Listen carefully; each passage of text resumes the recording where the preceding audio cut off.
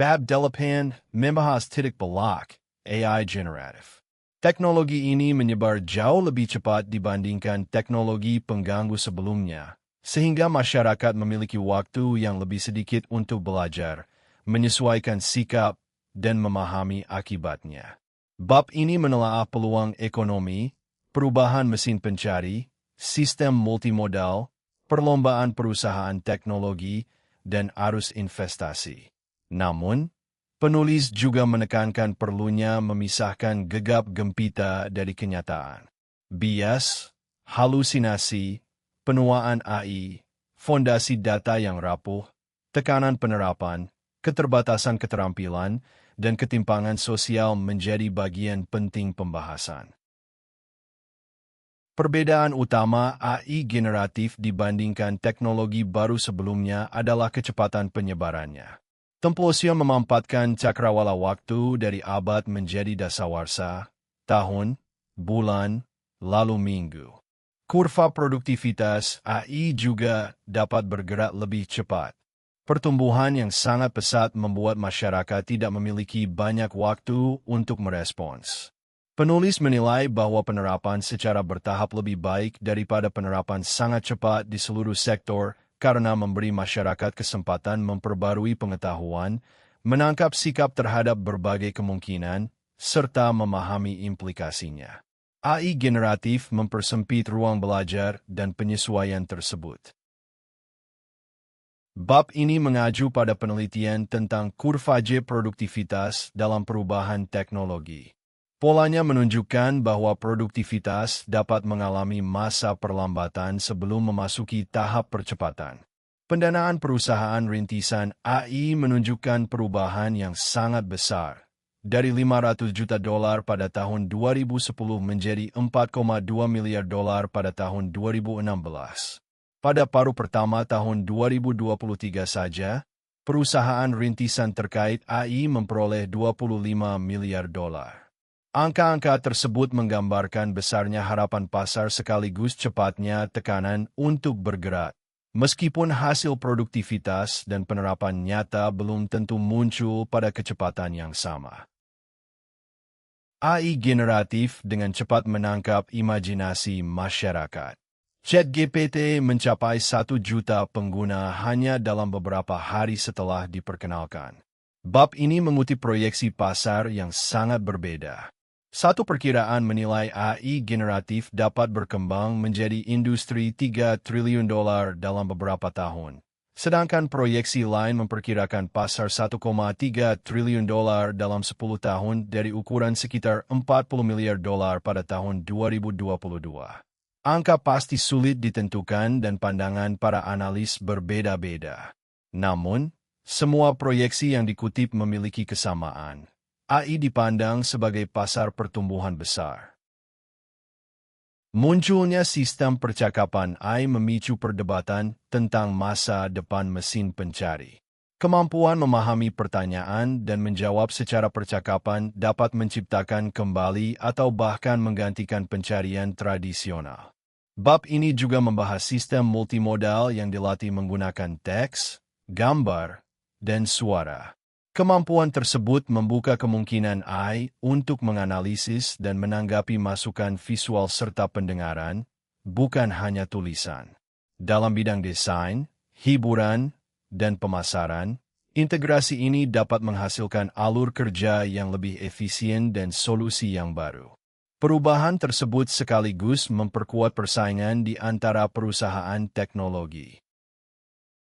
Perusahaan teknologi terus menambahkan kemampuan AI generatif ke dalam program dan perangkat, dari mesin pencari hingga telepon pintar. Bab ini memberikan beberapa contoh.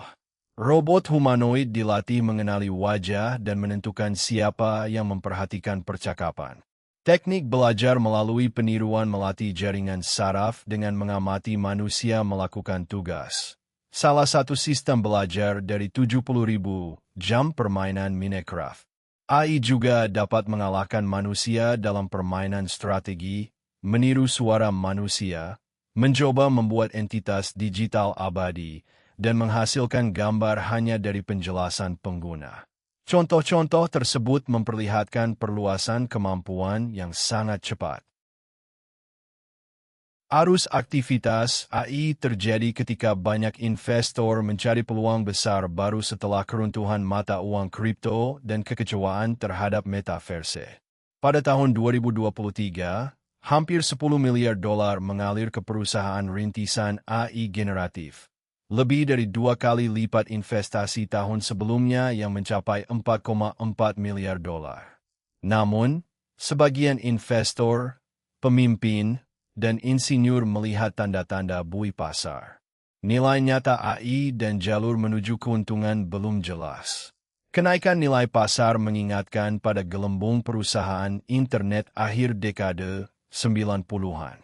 Penulis menggambarkan keadaan ini sebagai perburuan emas yang menawarkan peluang dan risiko sekaligus.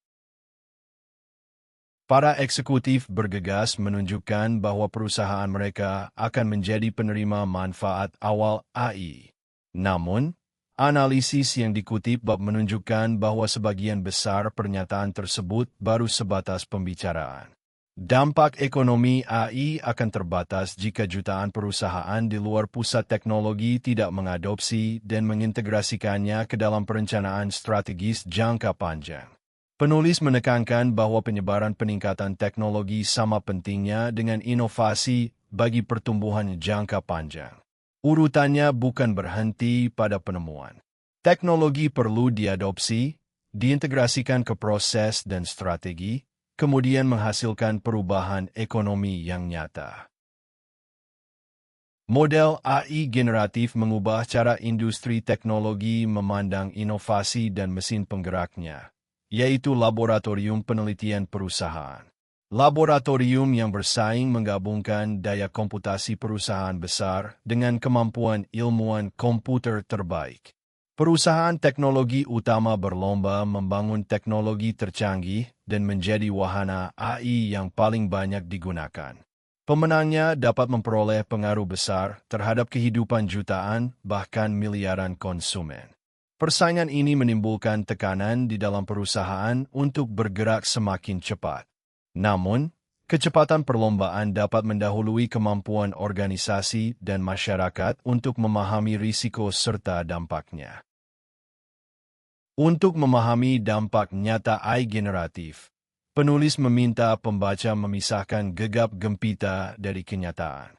Potensi AI untuk mengubah berbagai industri memang besar, tetapi manfaat yang diumumkan perlu dibedakan dari penerapan ekonomi yang sesungguhnya. AI merupakan alat, bukan solusi ajaib yang dapat langsung mengubah nasib organisasi. Pendekatan yang seimbang perlu mengakui kemampuan dan keterbatasannya.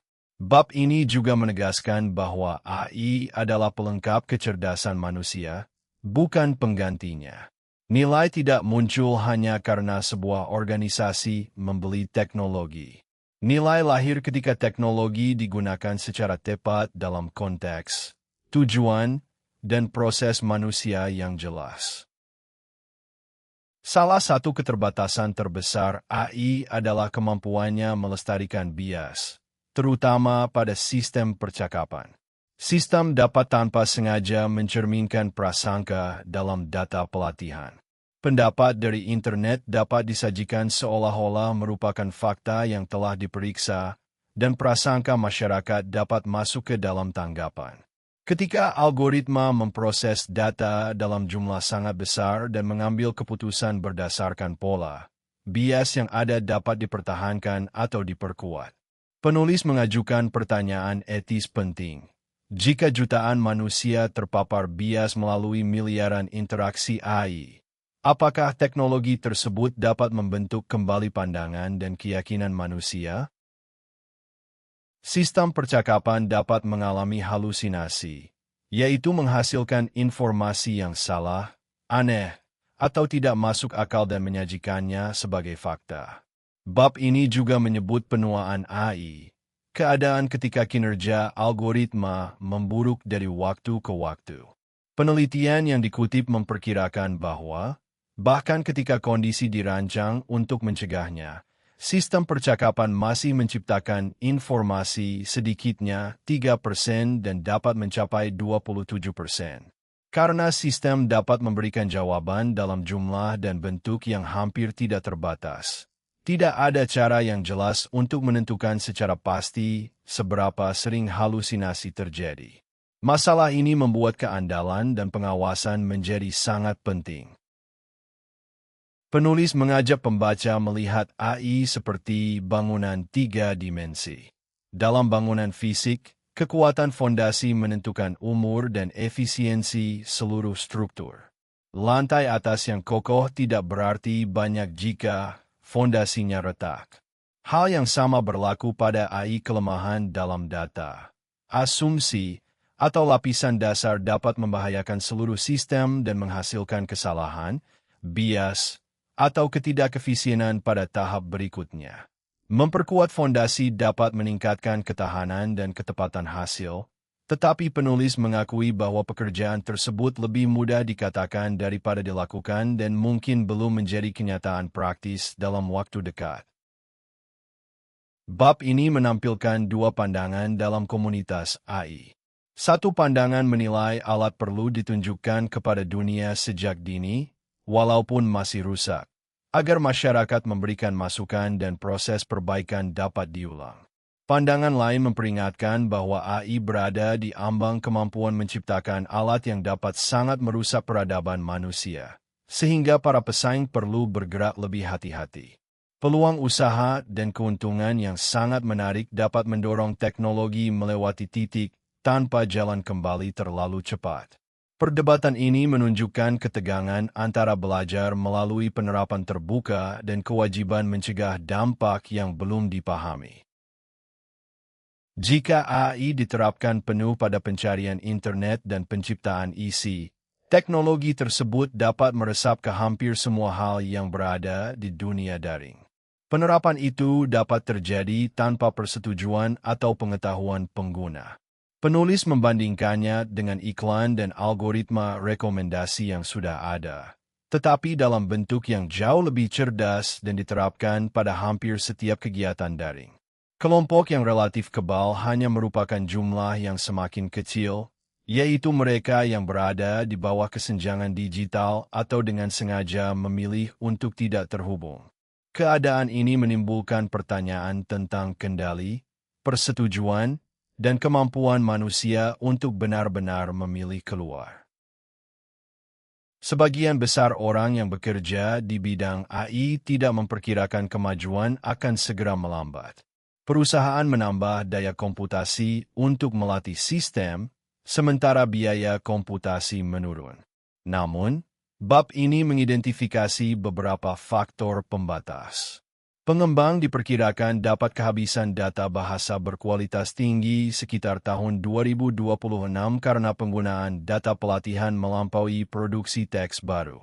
Ketersediaan manusia dengan keterampilan dan kemampuan yang tepat juga membatasi potensi usaha. Faktor lain adalah waktu. Perusahaan harus menimbang keunggulan bergerak cepat dan menjadi pemimpin melawan risiko menerapkan teknologi sebelum siap. Studi yang dikutip bab menunjukkan 64% pemimpin perusahaan berada di bawah tekanan investor, pemberi kredit, dan pemberi pinjaman untuk mempercepat penerapan AI generatif.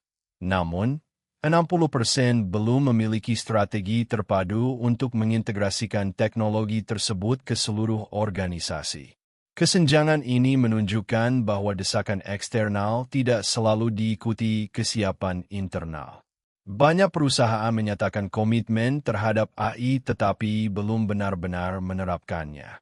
Mereka berusaha mencari keseimbangan antara keunggulan bersaing yang diperoleh dari bergerak cepat dan menjadi pemimpin dengan risiko bergerak terlalu cepat tanpa strategi, keterampilan, dan pemahaman yang cukup. Dalam model ekonomi tradisional, produktivitas sangat dihargai. Menghasilkan lebih banyak keluaran dari setiap masukan sering dianggap sebagai ukuran utama, bahkan satu-satunya, bagi kemajuan. Namun, Penulis memperingatkan bahwa pengejaran produktivitas yang terlalu kuat dan berlangsung terus-menerus dapat menghancurkan hasilnya sendiri. Kecepatan dan keluaran yang meningkat dapat menambah tekanan, mengurangi ketahanan, serta menyisakan sedikit waktu untuk belajar dan memperbaiki kesalahan. Pengoptimalan tidak boleh dipandang terpisah dari kualitas fondasi, kesiapan manusia, pemerataan manfaat, dan kemampuan masyarakat mengikuti perubahan. Dampak AI melampaui penerapan dalam perusahaan.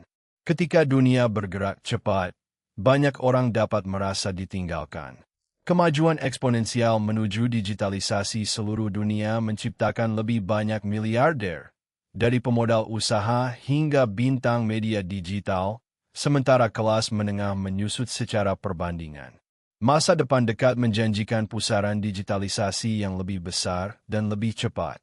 Akibatnya, dunia yang selama ini dipahami oleh masyarakat luas dapat tertinggal semakin jauh. Peringatan ini menempatkan pemerataan dan kemampuan manusia untuk mengikuti perubahan sebagai bagian penting dalam menilai kemajuan AI. Sebagai penutup, bab 8 menyampaikan 5 pokok. Pertama, AI generatif menyebar lebih cepat daripada kemampuan masyarakat menyesuaikan pengetahuan dan memahami dampaknya. Kedua, proyeksi pasar sangat besar, tetapi nilai nyata serta jalan menuju keuntungan belum pasti. Ketiga, bias, halusinasi, dan penuaan AI dapat merusak keandalan. Keempat, fondasi berupa data, algoritma, dan asumsi menentukan kekuatan seluruh sistem. Kelima, ketersediaan data berkualitas, keterampilan, strategi, waktu, dan pemerataan menjadi faktor pembatas. Titik belok AI generatif menuntut keseimbangan antara kecepatan, nilai, keselamatan, dan kesiapan manusia.